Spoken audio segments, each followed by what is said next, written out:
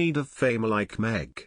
Kate expects nothing but non-royal life, being infamous, and out of spotlight.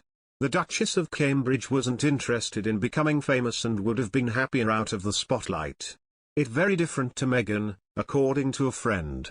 Kate hit the spotlight when met Prince William whilst studying at St Andrews University, and the two began dating before going on to marry in 2011.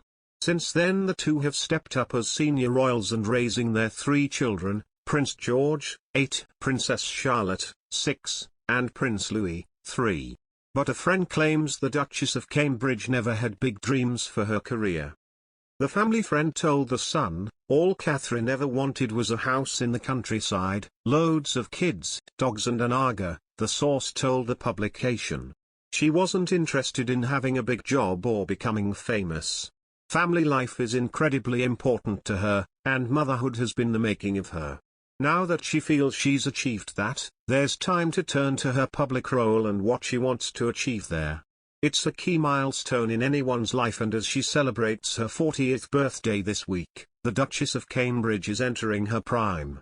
Settled and fulfilled in her roles of wife and mother, she has carved out a progressive role for herself as a senior working member of the royal family.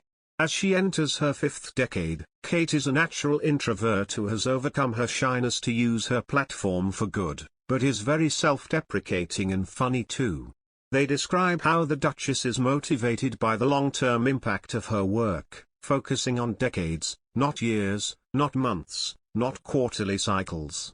And they reveal how she spontaneously attended the vigil for Sarah Everard because she felt it was really important to be part of the moment, only telling palace staff about it afterwards.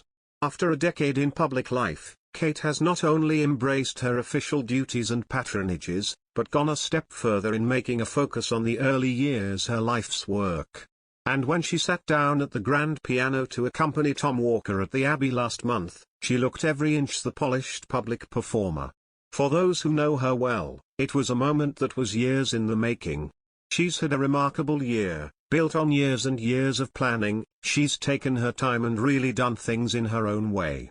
I think she would say herself that she wasn't born to be a public figure. She's a reserved person and she's incredibly thoughtful, but she would never have sought a public role if it hadn't been for the man that she married. In recent years, Kate has been more relaxed and open in talking about her own family life, speaking for millions of exhausted parents when she shared the challenges of homeschooling her 3 children during lockdown. And another example from the past year stands out as a reminder of Kate's very normal life prior to her marriage into the royal family. Amid an outpouring of grief and protest following the murder of a young woman, Sarah Everard, by a serving police officer, the Duchess quietly attended a vigil to lay flowers in her memory and later wrote to Sarah's family to express her sadness. At the time, she remembers what it felt like to walk around London at night,